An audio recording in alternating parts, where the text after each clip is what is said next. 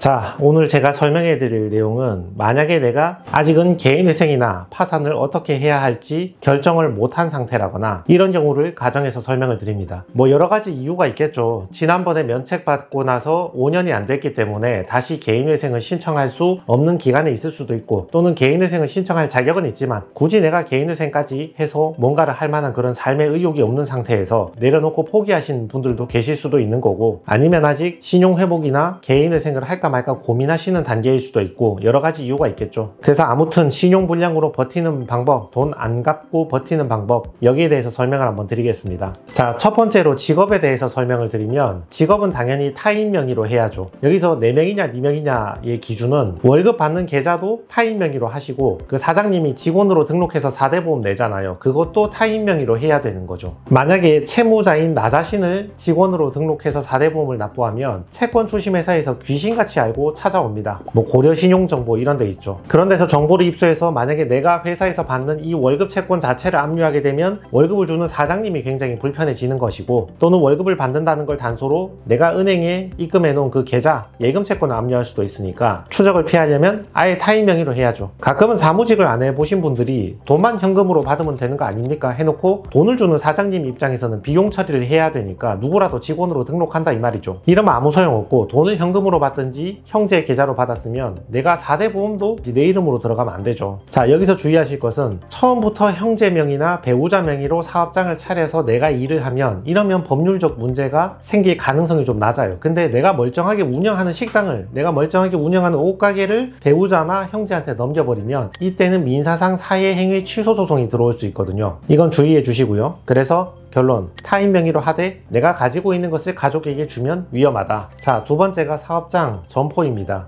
여기서 주의하실 것은 채권 출신 회사에서 집요하게 추적을 나와서 실제로 누가 장사하고 있는지 확인하는 경우가 있거든요. 채권 출신 회사에서 나오는 경우도 있고, 세무서 직원이 출신 반원이 나와서 이걸 확인하는 경우도 있습니다. 물론 세금 몇 푼 못 낸 걸로 나오진 않는데, 좀 고액 체납 같은 경우는 이런 걸 나와서 확인할 때가 많거든요. 예를 들면 임대차 계약서하고 사업자 명의는 채무자인 내가 하고 있는데 계좌는 사모님 걸로 쓰고 있는 거야. 그래 놓고 이거 내 거 아닌데요, 배우자 건데요, 이렇게 얘기해봤자 말이 안 맞잖아요. 사업자 내 이름으로 냈으니까. 그래서 결론은 사업장 점포 같은 경우는 가족 명의로 하되 일관성이 있어야 됩니다. 집주인하고 작성하는 임대차 계약서, 세무서에 신고하는 사업자 등록증, 그리고 은행에서 쓰는 사업자 계좌, 이런 것들이 전부 일관성 있게 배우자 명의나 형제 명의로 돼야 되고, 또 처음부터 그렇게 되는 게 낫습니다. 내 명의로 하고 있다 줘버리면 채권자들이 금방 눈치를 채기 때문에 이런 식으로 장사할 거면 처음부터 그분들 명의로 하는 게 낫죠. 자, 세 번째는 부동산입니다. 물론 지금 채무가 많으신 분들 중에 부동산을 가지고 있으신 분들은 별로 없으시겠죠. 팔 건 다 팔았겠죠. 다만 팔기 직전에 있다거나, 또는 내가 현금 받는 일을 했는데 돈을 좀 모았다,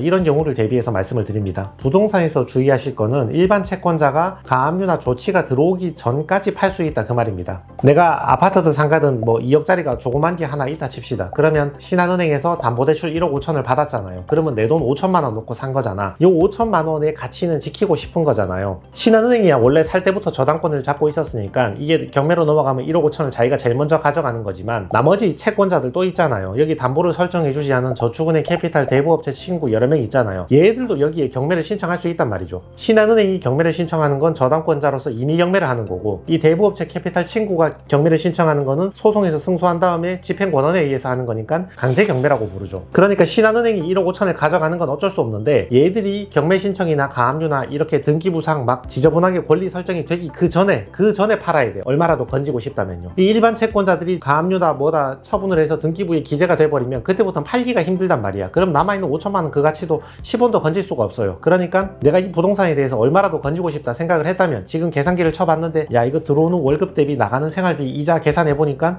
나가는 게 훨씬 크다, 이거 언젠간 이거 부동산 다 날아가겠다 라는 생각이 들었으면 조금 싸게 팔더라도 지금 던져야지 얼마라도 건질 수 있습니다. 자, 이 부동산도 마찬가지예요. 갑자기 들고 있다가 갑자기 내 와이프나 부모님한테 명의를 이전해버리면 이게 채권자가 사회행위 취소 소송으로 딱 들어올 수가 있습니다. 이건 주의하셔야 됩니다. 여기서 그런 질문 많이 하시거든요. 그럼 배우자한테 명의 넘긴 다음에 배우자가 팔면 되지 않느냐고. 똑같아요. 배우자가 부동산을 현물로 들고 있든 팔아서 돈으로 들고 있든 사회행위 취소가 들어오면 배우자한테 그거 가지고 오라는 건 똑같다고요. 다만 반환하는 방식이 다를 뿐이지, 등기를 가지고 오든 돈을 갖고 오라 뭐 그 청구 취지가 다를 뿐이지 결국은 내놓으라 하는 건 똑같다고. 만약에 채무자가 그러면 배우자가 팔아서 현금으로 만든 다음에 5만원짜리로 다 출금해서 어디 산에 묻어놓고 배우자도 나도 돈 없다고 배째라면 되는 거 아닙니까? 그렇게까지 하면 저도 할 말은 없어요.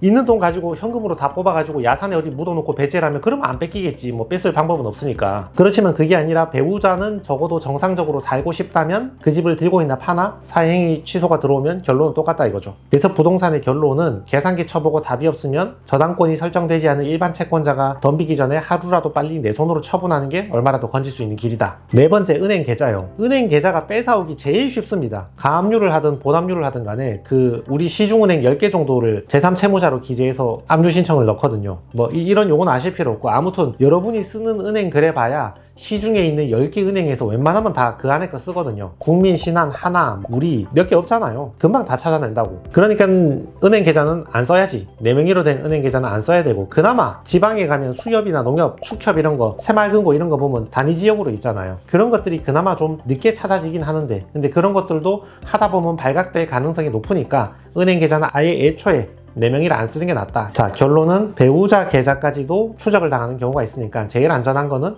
형제나 친구 계좌 쓰는 게 제일 안전하다. 이 정도로 알아두시고, 자, 다섯 번째, 신용카드. 신용카드는 당연히 못 쓰죠. 내가 이미 신용불량인데 어떤 카드사가 나하고 거래를 해줍니까? 내가 돈 안 갚고 살겠다고 마음먹어서 연체가 되면 그때부터 신용카드를 못 쓰는데, 대신 제가 채무 조정 업무를 많이 하다 보면 그 신용카드를 반드시 써야 되는 분들이 있어요. 지입차주나 화물이나 운송 이런 거 하시는 분들이 있거든요. 돌아다니면서 결제를 해야 되는데 그 단가 자체가 큰 거야. 그런 분들 같은 경우는 어쩔 수가 없어요. 사촌이나 이런 분들의 신용카드를 한 장 빌려가지고 그걸 쓰고 월말에 내가 현금으로 받은 걸 갖다 주는 이런 방식으로, 또는 내가 빌려 쓰는 계좌에서 그 사람 계좌로 이체해 주는 그런 방식으로 이용하시는 게 낫습니다. 자, 유체동산 강제집행, 쉽게 말하면 빨간 딱지죠. 집에 이제 빨간 딱지 붙여서 집에 있는 물건 경매로 넘겨버리는 거 있잖아요. 내가 집에 문을 안 열어주면 되는 거 아니냐, 집에 없는 척하고 있으면 되는 거 아니냐, 그렇게 물어보시는데, 그래도 문 따고 들어옵니다. 처음에는 사람이 없으면 돌아가는데 그 집에 채무자가 사는 것만 확실히 입증이 되면 두 번, 세 번 갔는데 문을 안 열어주고 있으면 열쇠공 불러가지고 문 열고 들어가 버리거든요. 그러니까 집에 없는 척한다, 안 열어준다, 이건 해결책이 되지가 않아요. 위장전입 같은 거 있죠. 내가 전입신고는 저기에 있는데 실제로 배우자랑 가족이랑 사는 건 이 집이야. 근데 채권자가 내 뒤를 밟아가지고 내가 이 집에 산다는 것을 소명을 했어, 증명을 했어. 그러면 이 집에 대해서 또 강제집행이 들어오거든요. 다만 유체동산 강제집행은 너무 염려하실 게 없는 게, 이미 내가 채무 연체가 심한 이런 분들은 집에 비싼 게 없어요. 그거 뭐 경매 넘어가봐야 뭐 비싸게 살 사람도 없고, 또 넘어가는 것도 배우자 거 빼고 내 거 지분 2분의 1만 넘어가니까 경매에서 그 넘어가는 단가 자체가 낮아요. 그건 배우자가 다시 우선 매수해와도 되는 거고, 그래서 실무적으로는 큰 문제는 안 생기는데 보기 불편하지. 그래서 결론, 가족한테 피해 주기 싫으면 저기 어디 원룸에 나가 사시라. 원룸에 나가 살아라는 게 실제로 살으라는 말이지, 거기 전입신고 해놓고 다시 여기에서 실제적 생활을 하면 꼬리가 밟힐 수도 있습니다. 그리고 경매 시작되면 배우자나 제3자를 내세워서 헐값에 낙찰받아가지고 계속 쓰시라, 그런 얘기입니다. 자, 일곱 번째, 자동차. 예를 들어 엄마 명의로 자동차를 한 대 뽑아서 내가 탔어. 요건 좀 주의하셔야 됩니다. 운전 많이 해보신 분들은 아시겠지만 자배법상 운행자성이라고, 쉽게 말하면 사고가 나면 어머니가 독박 써야 되는 경우가 많아요. 그러니까 괜히 가족차 빌려 타다가 사고 나면 가족이 크게 책임져야 되는 경우가 있으니까 자가용 용도라면 차라리 안 빌리시는 게 낫지 않나 싶기도 하고, 화물 운송이나 차량 지입 같은 걸 해야 된다면 처음부터 배우자 명의로 트럭을 뽑아가지고 대출도 배우자가 받고 이렇게 해서 운행하시는 게 낫죠. 여덟 번째, 생각보다 쓸데없는 거. 내가 빚지고 이제 숨어 살겠다, 나 그냥 다 무시하고 살겠다, 이렇게 생각해 놓고 소송이 들어왔어. 가지고 오잖아요. 집에 두드려서 이게 소장을 주잖아요. 그걸 안 받고 계속 도망 다니면 저 소송이 잘못되겠지, 내가 돈을 물어줄 의무가 안 생기겠지, 버틸 수 있겠지 라고 오해하시는데, 이건 정말 생각보다 쓸모없습니다. 원고가 돈 달라고 소송을 시작했는데 피고가 우편물을 안 받았어, 일부러 도망 다녀. 그러면 나중에 공시송달이라고 기권패가 돼버려. 알아서 피고 나오지마, 피고 없이 재판 진행할 테니까. 그러면 피고는 변명 한마디 못 해보고 소송에서 그냥 지게 된다니까요. 이게 채권자가 저축은행이나 카드사나 캐피탈이면 그러면 문제가 없지. 얘들은 딱 정확히 계산한 금액, 원금의 이자 정확히 계산해서 그 돈만 딱 달라고 하잖아요. 얘들이 뭐 100만원 빌려주고 300만원 갚아라 하는 사람들도 아니고. 근데 사채나 친구한테 빌린 돈이나 상거래처의 물건 대금이나 이런 거는 원고가 청구하는 금액 자체가 안 맞는 경우가 많거든요. 5천 빌려서 2천 갚았는데 3천만 갚으면 되는데 막 이자 합쳐서 7천 갚아라, 이런 식으로 청구가 들어온 경우가 많다고. 그럴 때는 반드시 재판에 나가서 계산이 안 맞다고 말을 해줘야지 그래야지 원래 금액인 3천만 원만큼만 인정이 되는 건데 도망 다니면 7천만 원 그대로 인정돼 버린다니까요. 그러니까 소장 안 받고 버티는 건 생각보다 별 쓸모가 없다, 뭐 그런 얘기입니다. 자, 그래서 오늘은 돈 안 갚고 버티는 방법, 신용불량으로 그냥 버티겠다, 그나마 불편한 일도 최대한 줄여보고 싶다, 여기에 대해서 설명을 드렸는데요. 자, 이래서 사람이 가르마를 잘 타야 됩니다. 제가 주 고객층이 채무자다 보니까 항상 채무자가 궁금해할 만한 컨텐츠를 만들어야 되고, 하다 보니까 돈 안 갚고 버티는 방법 이런 것까지 제가 답변을 해드리고 있는데, 그 한편으론 오죽했으면 이런 걸 물어보겠나 싶기도 하고요. 지금 채무 조정이나 채무 탕감을 시도하지 못하는 이유가 뭔지는 모르겠는데, 평생 타인 명의를 이용한다는 건 사실상 거의 불가능한 일입니다. 요즘 오토바이 배달 이거 하려 그래도 본인 명의로 된 휴대폰에 본인 계좌 전부 다 인증해야지 가능한데, 기술이 발전할수록 남의 명의로 돈 번다는 게 쉬운 일이 아닙니다. 그리고 나이가 50대 60대 넘어가시는 분들, 특히 7, 80대다 이런 분들은 내가 채무를 똑바로 정리 안 해놓고 사망하면 배우자나 남아있는 자녀들한테 채무 상속이라는 불측의 기습을 가하는 수가 있기 때문에 정리를 좀 해주시는 게 좋지 않나 싶긴 합니다. 그래서 무슨 사정인지 모르겠는데 아무튼 지금 상황이 잘 지나고 나면 가까운 신복이나 변호사 사무실 이런 데 방문해가지고 채무 조정에 대해서 한번 문의해 보시기 바랍니다. 네, 이상입니다.